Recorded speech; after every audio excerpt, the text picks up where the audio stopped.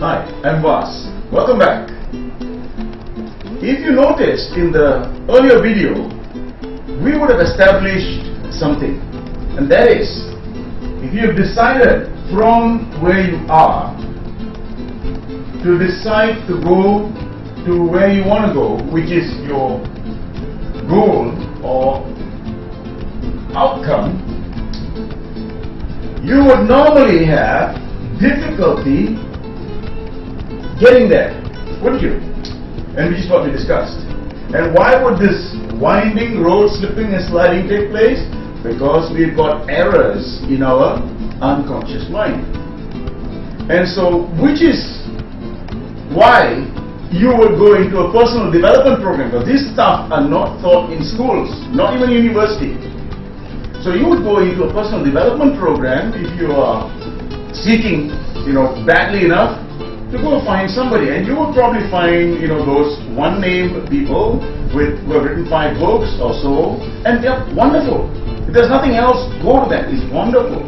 But you see, Bandler and Grinder in the 70s, they weren't interested in writing books by themselves and calling this mind science Bandler-Grinder mind science.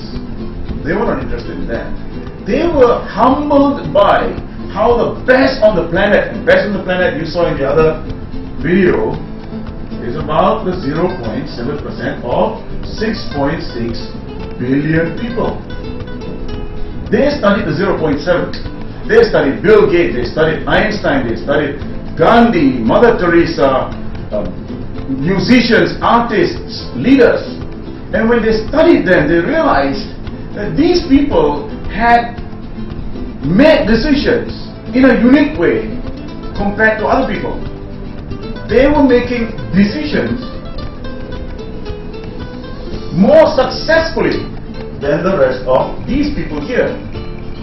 And so they studied these people using a tool called modeling. They designed a tool, modeling, went out there, got into the room where these people were working or did some research through their literature, and found that they made decisions in a unique way. How? They use their nervous system in a unique way. And that's where neuro comes from. There is a hardware, brain, spine, the spinal cord, and the nerves that span to every nook and corner of our body. That's the communication system, isn't it?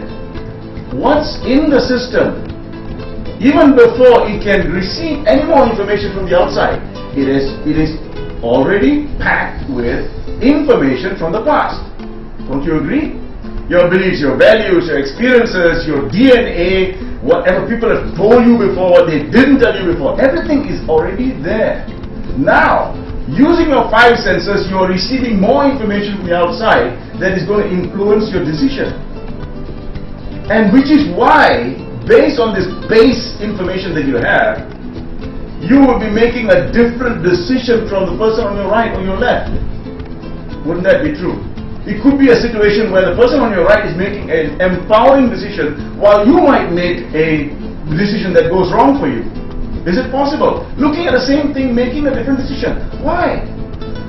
So if we, somewhere here on this triangle, are making decisions that are erroneous, that is affecting our life, is stopping us from getting to point B, is making us slip and slide, wouldn't you want to find out how to go about doing that? That's the reason why Bishop Bandler and Grinder went out there, modeled this excellent people, and realized that they had a special way of using their nervous system to make the decisions that had been making. Cut a long story short, that is the essence of NLP. The mind science dwells on the software of what goes on in the nervous system. Next, linguistics. Obviously it's language, right? They say only 7% of language is verbal. 93% is non-verbal. As you're hearing me speak, you're hearing something that I say. The way I say, the way my whole body is moving, you are obviously receiving a lot more than the words I'm saying, aren't you? But how many of us are tuned into that? So, the way we communicate with ourselves and the way we communicate with others would affect the nervous system and it will ultimately affect our decision, wouldn't it? That's right. And so, unique in NLP, unlike in any other language course on the planet, you will find the meta model and the Milton model. The meta model being the sushi knife of questioning techniques to flip people's beliefs, and the Milton model to allow you to get into the minds of others and then help them get where they want to go. Now, that's linguistics. Next, programming. What's that? You and I are programmed based on our past experiences. Standing here in this skin is a whole plethora of things that happened in the past, positive and negative. And so this is why I am talking in a certain way and you are behaving in a certain way, talking in a certain way, making decisions in a certain way. Those are our programs. The trouble is this: we have positive programs and negative programs, don't we? Positive programs, go ahead, use it as you move into your life, into the future. But negative programs, they're so difficult to change. Getting to a point B. The negative programs are what stops us, holds us back. How do you then overcome them? You see, all these programs at an unconscious level. It is in our unconscious mind. Consciously we decide to do something, but unconsciously it stops you. So how do you get to communicate with the unconscious mind and free yourself? Bandler and Grinder found these champions on this planet who use their own strategies to get to point B, to take away all the inhibitions. And they designed processes. Processes, not just I advise you, you advise me kind of. You know, by the way, I've been speaking to people who have been in leadership for 20 years. In the insurance industry, for example. And I ask them, so how do you coach your people not performing? Or I get them into a room and then, you know, I give them the feedback of how they're performing and not performing, and in the end I'll give them some advice and they go away. Hopefully they perform, and most of them don't. And those who are underperformers just keep underperforming. So how do I do? How do I deal with that? Well, you know, and they say, I'm happy because I'm achieving 30% of my sales target. Is 30% sufficient? 70%. People are walking away. Sales not coming in. 70%. And that's the average people are accepting. Why? Why can't we succeed with 100%? We're giving it up because, you see, the way you teach somebody is probably fitting only 30% of your people. 70% there's a mismatch.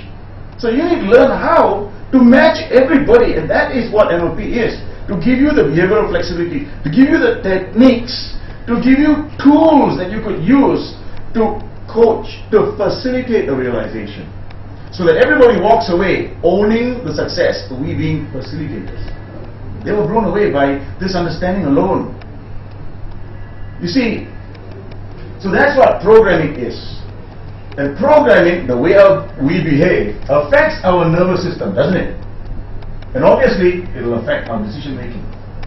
And so if you allow all of this to affect you and your decisions are less correct than successful, then we will be not achieving our potential in this life.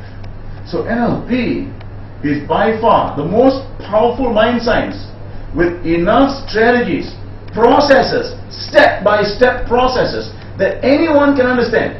As we speak right now, there's a kids camp going on. We're teaching kids this, right? So it is across the board, not just for adults, for leaders, it's from kids to CEOs or ministers who would appreciate this. That's right. So how do you go about doing this? We run qualification courses. We run courses to certify you as a practitioner, as a master practitioner. Now this certification that comes from leading firm in Singapore comes from the founding bodies of NLP.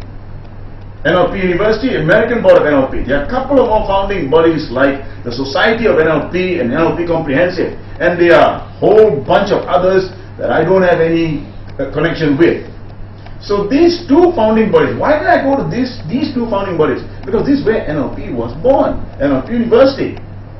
And Robert Dills, that I studied with, who studied with Bandler and Grinder, is probably the only guy right now who has scientifically explained NLP. Talking about that, You might find in Wikipedia or somewhere saying that NLP does not have enough research to substantiate the stuff you're teaching. It's ridiculous. Bandler and Grinder decided psychology has done enough research to form the basis of NLP.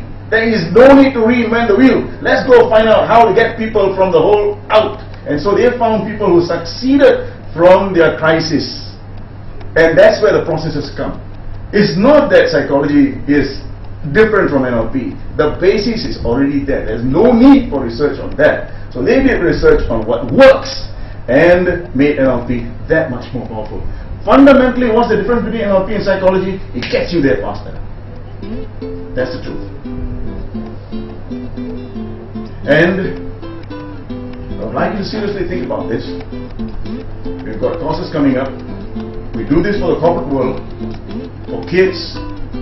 Who needs NLP? Everybody and anybody out there who have made a realization for themselves that they want to be better and be a star in their life, to star in the movie of their own life, to write their story and live it in this lifetime.